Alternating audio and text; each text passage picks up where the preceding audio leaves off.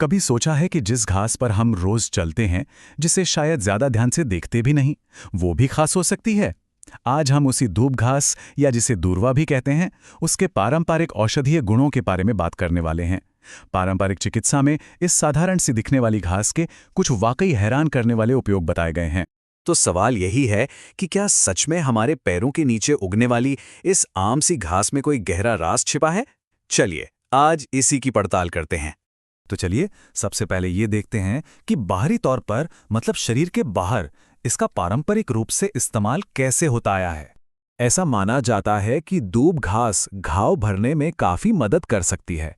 कहते हैं कि इसका रस अगर किसी कट या घाव पर लगाया जाए तो वो जल्दी भर सकता है। और सिर्फ घाव ही नहीं, स्किन की दूसरी प्रॉब्लम्स में भी ये फायदेमंद मानी जाती है, जैसे कि खुजली हो, फोड़े फुंसी हो या फिर दांत खाज जैसी दिक्कतें। मजे की बात तो यह है कि इसके फायदे सिर्फ स्किन तक ही नहीं रुकते।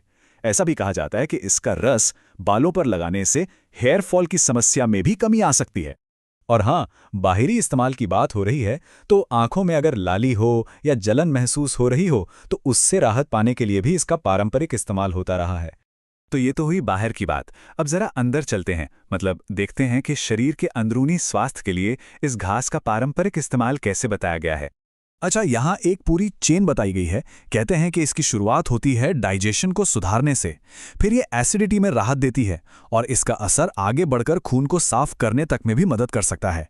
मतलब एक के बाद एक जुड़ा हुआ फायदा। और बात यहीं खत्म नहीं होती।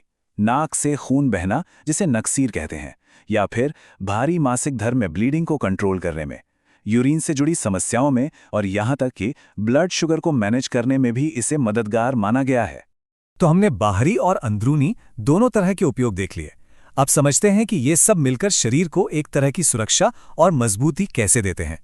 तो देखिए, ये कितना दिलचस्प है। एक तरफ है आम शारीरिक परेशानियां, जैसे कि शरीर में सूजन, हल्का फुल्का बुखार या फिर कमजोर इम्यूनिटी, और दूसरी तरफ है दूब घास, जिसे पारंपरिक तौर पर इन सब में राहत देने वाला माना गया है। अब इन सारे पारंपरिक उपयोगों को जानने के बाद हम आते हैं इस पूरी बातचीत के सबसे जरूरी हिस्से पर। जैसा कि हमने देखा, सोर्स के हिसाब से दूब घास के पारंपरिक फायदों की लिस्ट तो काफी लंबी और कह सकते हैं काफी आकर्षक है।